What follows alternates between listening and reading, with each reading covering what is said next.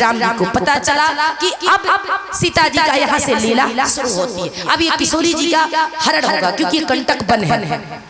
उसके बाद माता सीता जी से प्रभु ने आग्रह किया, हे सीते तुम अपने पिता अग्निदेव में चल जाओ। असली सीता अपने पिता अग्निदेव में समाहित हो गई। माता सीता का प्रतिबिंब बचा। उसके बाद लक्ष्मण जी चले जाते हैं लकड़ी काटने। माता किशोरी जी भोजन बनाती हैं। प्रभु आसन में बैठ के भगवान विष्णु महामंत्र का जाप कर रहे हैं। उतने में शूर्पणखा आती है। शूर्पणखा रावण की बहन आती है। देखती है इतने सुंदर कुमार विवाहित होने के बाद बावजूद भी प्रभु श्री राम को देख करके मोहित हो जाती। भगवान है ही इतने अद्भुत। और जैसे देखा तो कहती तुम सम पुरुष नमो समनारी। भगवान ने कहा मैं ब्याहे लक्ष्मण कुआरे, मैं तो विवाही हूँ। देखो मेरी अर्धांगिनी मेरे साथ लक्ष्मण कुआरे आता होगा लकड़ी लेके, हे देवी इनसे विवाह कर लेना। भगवान ने शूर्पणखा की ओर देखा नहीं, किशोरी जी की ओर देख रहे। गंदे लोगों से कभी नजर भी नहीं मिलाना चाहिए। नजर से भी अपनी ऊर्जा जाती है प्यारे। जैसी दृष्टि वैसी सृष्टि, और दृष्टि और सृष्टि कब बदल जाए ये कोई नहीं कह सकता। प्रभु ने शूर्पणखा से नजर नहीं मिलाया प्यारे पराई स्त्री से। ये है मेरे मर्यादा पुरुषोत्तम श्री राम। बोला राम लला सरकार की। अब प्यारे इस प्रकार से माता सीता को शूर्पणखा खाना चाहिए कि जब पत्नी को मार देंगे तब तो हमें वरण करेंगे। जैसे उसने राक्षसी रूप को धारण करके मैया को खाने दौड़ी। प्रभु ने इशारा किया। लक्ष्मण जी महाराज बढ़िया तीर और कमान बना रहे थे। एक ही बाण से नाक काट दी तो नाक कट गई। जैसे नाक कान काट दिए उसने कहा मैं अपना बदला लूंगी। और जाके रावण की सभा लंका में जाके भैया को बोला लंकेश की जय हो। अरे लंकेश की बहनी की नाक काटी है दशरथ नंदन अयोध्या से राम और लक्ष्मण। उनके साथ बहुत सुंदर पत्नी है। यदि कोई सुंदर पुरुष राजा वीरवान है उसके पास अच्छी पत्नी नहीं है तो वो राजा किसी योग्य नहीं है। अरे मंदोदरी क्या है, आपकी रानियां सीता के चरणों की धूल है भैया। उसके पास एक सुंदर सी स्त्री है, आप हरण कर लाओ। ये बहनी ने एडवाइस सजेस्ट किया। याद रखना बहनों के कहने पर व्यक्ति को नहीं रहना चाहिए। रावण कहता है मेरी बहन का अपमान किया है, मैं बदला लूंगा। और रावण चल पड़ता। रावण को पता है जब देखता है कि जगदम्बा है धरती पर आकर के शूर्पणखा की ना भाइयों का वध। अरे ये कौन है देखना पड़ेगा। रावण आता है। जिस मारीच को भगवान ने समुद्र के पार भेजा था, दुश्मन को कभी छोड़ना नहीं चाहिए प्यारे। भगवान ने कृपा करके छोड़ा था। आज मारीच के पास जाते हैं कि चल तू सोने का मृग बन। मारीच ने कहा प्रभु सोने का मृग नहीं होता। बोले नहीं बनेगा तो मैं मार दूंगा। तो उसने सोचा मरना तो है तो रावण के हाथों क्यों मरे, राम के हाथ मृग बन गया मारीच। अब बन के आया जहाँ किशोरी जी पुष्प तोड़ रही थी पूजन के लिए। मृग आके मिड़राने लगा तो किशोरी जी कहती हैं हे राघव देखो सोने का मृग है, ये मृग को लाइए ना, इसको श्रीधाम अयोध्या चले जाएंगे। तो जब माताएं देखेंगी तो बड़ी प्रसन्न होंगी। तो पत्नी के कहने पर पति देव देखिए सोना को देख करके जो सोने के पीछे जाता है उसको रोना पड़ता। आज लोग सोने के पीछे गला काट लेते हैं। अरे सोना पहनोगे तो गला काटा जाएगा, और तुलसी की माला पहनोगे तो परम धाम मिलेगा। आज माता सीता जी कह रही सोने का मृग है। देखना माया क्योंकि प्रतिबिंब है। ओरिजिनल सीता लक्ष्मी देव है, ये माया है, ये संसार है। कभी माया सोना पैसा के पीछे नहीं भागना चाहिए। हाँ प्रभु हमको इतना दो जितने में निर्वाहन हो जाए, उससे ज्यादा नहीं। काला धन नहीं बनाना चाहिए। माता सीता ने कहा। माता सीता के वचनों में आकर के प्रभु अपने धनुष बाण को लिया और मृग के पीछे चल। लक्ष्मण जी को कहा लक्ष्मण ध्यान रखना भाभी का, क्योंकि ये कंटक वन है, जंगल में राक्षस है। अच्छा चले जाते हैं। जैसे मृग के पीछे प्रभु जाते हैं, कुछ दूर जाते हैं तो मृग को जैसे भगवान ने बाण चलाया तो पहले तो कहता है राम धीरे से, और कहता है जोर से कहता हा लक्ष्मण। तो सीता जी को लगा कि प्रभु को वन में किसी ने मारा, इसलिए लक्ष्मण को पुकार रहे हैं। सीता जी ने कहा लक्ष्मण जाओ भैया पुकार प्रभु कि धन्य है लीला। लक्ष्मण जी ने कहा भैया को कुछ नहीं हो सकता। क्यों नहीं हो सकता? क्योंकि वो सामर्थ्य नहीं किसी और के अंदर, वो सामर्थ्य नहीं किसी और को अंदर जो राम को मार सके। तो उन्होंने कहा कि नारी केवल चौकट तक नहीं रहती, स्त्री पति के साथ कदम कदम यदि मैं कदमों से कदम मिला के वनवास आ सकती हूँ तो अपने पति की रक्षा भी कर सकती हूँ। ये धनुष बाण हमें दे दो लक्ष्मण, हम धनुष बाण भी चलाना जानते हैं। माता सीता ने लक्ष्मण जी हम माफ करना। उसके बाद प्रभु ने लक्ष्मण जी ने लक्ष्मण रेखा खींची। माँ लक्ष्मण लक्ष्मण रेखा से बाहर मत आना। अच्छा, उसके बाद जब ऐसा कहा तो लक्ष्मण जी गए तो वहां तो मारीच मरा था, राम लक्ष्मण मिले। राम जी कहते हैं अरे लक्ष्मण तुम सीता को अकेले छोड़ के चले आए, इस कंटक वन में कितने भालू बंदर हैं, अरे आपको पता कितने बड़े बड़े भयानक राक्षस हैं। तो वहां से दौड़ते हुए आए। इधर रावण ने ब्राह्मण का रूप, साधु का रूप धारण किया। असली नोट है तो नकली नोट है, अच्छे संत हैं, सच्चे संत हैं, तब कालनेमी भी है। प्यारे रावण इतना पुष्पक विमान को जीता, सब कुछ पावर था, परंतु एक पतिव्रता के नारी के सामने टिक नहीं पाया। रावण ने साधु का वेश धारण किया, भिक्षाम देहि भिक्षाम देहि भिक्षाम देहि कहा। सीता जी फल लेकर के जैसे निकलने लगे तो लक्ष्मण रे, हे संत आप ये फल यहाँ से ले लो, मैं लक्ष्मण रेखा नहीं लाग सकती। मेरे आर्यपुत्र ने लक्ष्मण रेखा खींच करके गए, हमारे स्वामी यहाँ नहीं है, मेरे देवर जी नहीं है, इसलिए मैं बाहर नहीं आ सकती। तो रावण जब सीता जी फल लेने गई तो रावण ने जैसे लक्ष्मण रेखा में पैर रखना चाहा कि कुटिया से अंदर से खींच लाऊंगा, वैसे वो अग्नि जल गई। सोचा पतिव्रता स्त्री अग्नि, तो उसने कहा नहीं, बधा भिक्षा नहीं लूंगा, दहलीज के अंदर का भिक्षा नहीं, बाहर आके दो। माता किशोरी जी ने कहा कि क्षमा करना संत, उन्होंने कहा मैं श्राप दे दूंगा तुम्हारे पति को। माता सीता जी को लगा कि मेरा सुहाग ना चला जाए, मेरे पति पर कोई विपत्ति ना आ जाए, तो सीता जी को लक्ष्मण रेखा नागनी पड़ी। लोग कहते हैं स्त्री को लक्ष्मण रेखा नहीं नागनी चाहिए। अरे महापुरुषों, अपने पति के रक्षा के लिए माता सीता ने लक्ष्मण रेखा लागी। जैसे फल देने आई, रावण ने हाथ पकड़ के तुरंत रथ में बिठा लिया। माता चिल्लाने लगी और बैठा करके पुष्पक लेकर के आकाश मार्ग से पुष्पक विमान में चल। जैसे गीधों का राजा जटायु गिद्ध ने देखा कि अरे ये तो जनक नंदनी जा रही है, ये दशरथ नंदन की कुलवधू जा रही है, ये मेरी भी वधू है और ये राम की प्रियतम है, जनक नंदनी जगजननी है, इसको बचाना चाहिए, ध्यान देना। जो मांस खा रहा है, गिद्धों का राजा भी एक स्त्री की रक्षा किया, रावण जैसे पावरफुल व्यक्ति से लड़ाई किया। आजकल तो भैया कहना न चाहिए, थोड़ा सा डिस्टेंसिंग क्या हो जाए, व्यक्ति खुद एक मानव गिद्ध बन जाता है। आज का एक मनुष्य गिद्ध बन जाता है और एक स्त्री की रक्षा नहीं करता।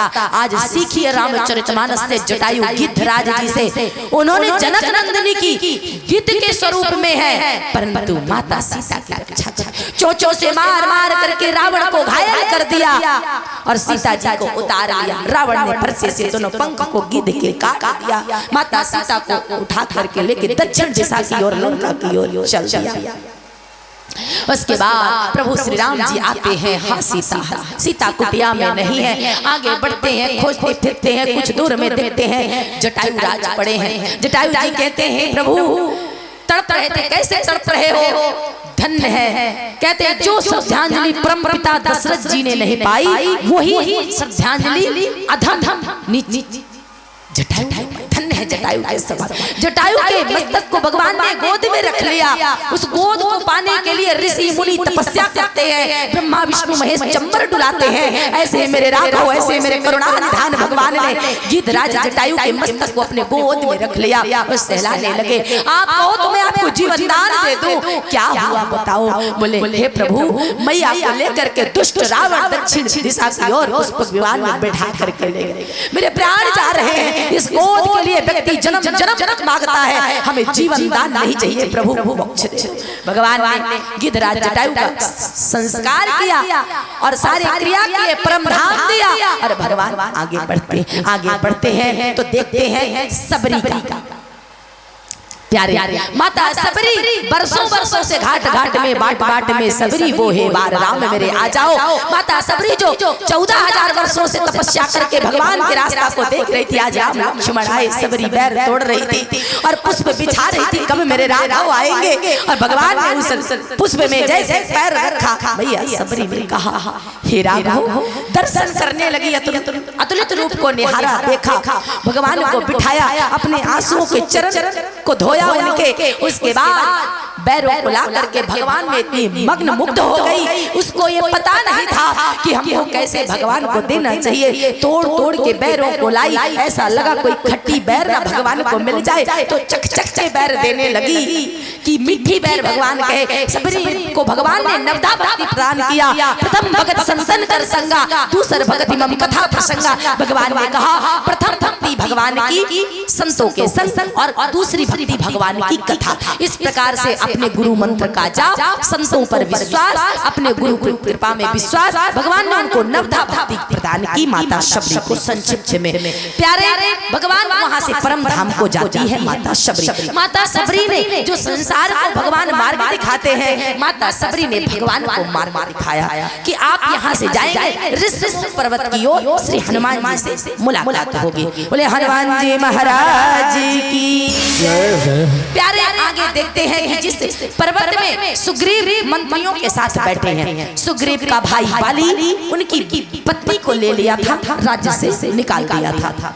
सुग्रीव बड़े दुखी हैं। सुग्रीव के मंत्री हैं हनुमान जी महाराज। सुग्रीव कहते हैं देखो कोई दो व्यक्ति धनुषधारी आ रहे हैं, कहीं बाली ने दुश्मन को तो नहीं भेजा है। हनुमान जी जाके देखो। हनुमान जी ब्राह्मण का रूप धारण करके आते हैं, कहते हैं आप कौन हैं? तो जैसे बताते हैं कि मैं दशरथ नंदन राम और ये सुमित्रा नंदन लक्ष्मण है। प्रभु के चरणों में हनुमान जी गिर जाते हैं और दाएं बाएं श्री राम लक्ष्मण जी को बैठा करके आकाश मार्ग से श्री सुग्रीव जी महाराज जी के पास ले जाते हैं। सुग्रीव जी के पास अग्नि प्रज्वलित करके उसके बाद सुग्रीव जी से मित्रता होती है। उसके बाद बाली से युद्ध होता है, बाली का संहार होता है, पत्नी राज्य सुग्रीव को सौंपी जाती है। इस तरह से किष्किंधा कांड का प्रसंग यहाँ अयोध्या से किष्किंधा कांड तक का भगवान प्रसंग पूर्ण होता है, विश्राम लेता है।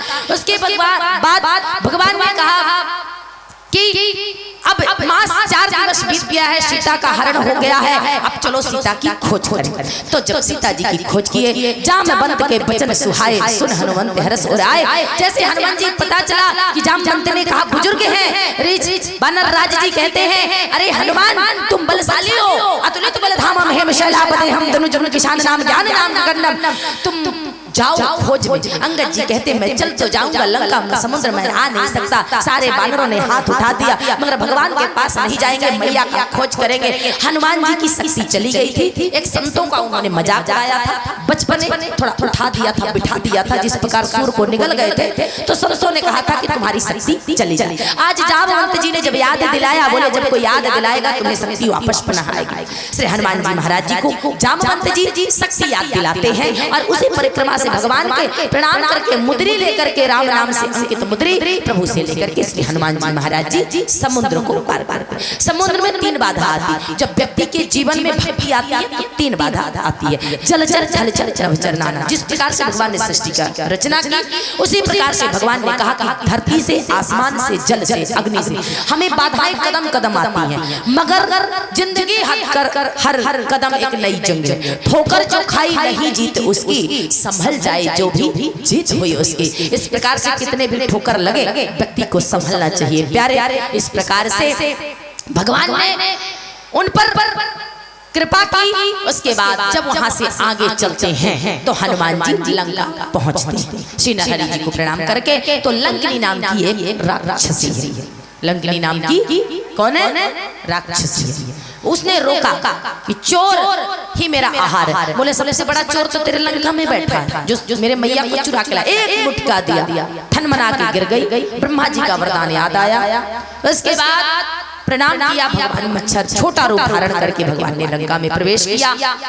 आज की कथा को हम यहाँ पर वाणी को विराम देंगे। कल नवम दिवस की कथा, विश्राम दिवस की कथा है। किस प्रकार हनुमान जी जाकर के लंका में आग लगाते हैं, माता सीता जी को मुद्री देते हैं और किस प्रकार से प्रभु जी को समाचार दे करके रामेश्वरम की भगवान स्थापना करते हैं, सेतु बांध के निर्माण की लंका में चढ़ाई करते हैं और रावण सहित दुष्टों का, राक्षसों का संहार करके भगवान किशोरी जी को लेकर के अयोध्या के लिए राम राज्य स्थापित करेंगे और कल हमारी विदाई भी है। विशेष रूप से जब भगवान अयोध्या आते हैं सभी से निवेदन है, भगवान जब अयोध्या आए हैं राजा बने हैं तो होली खेली गई है, अयोध्या में होली मनाई गई है, तो सब लोग कल आएंगे प्रेम से भाव से एक एक पैकेट अबीर लेके, यानी तो हमारे अध्यक्ष जी कमेटी वाली व्यवस्था करेंगे तो कल हम रंगोत्सव खेलेंगे। उसके बाद भगवान रंगोत्सव किस तरह अवध में मनाया है। दूसरी बात दिवाली, तो एक एक कैंडल, एक एक मोमबत्ती, ज्यादा नहीं केवल एक एक मोमबत्ती, पता न चले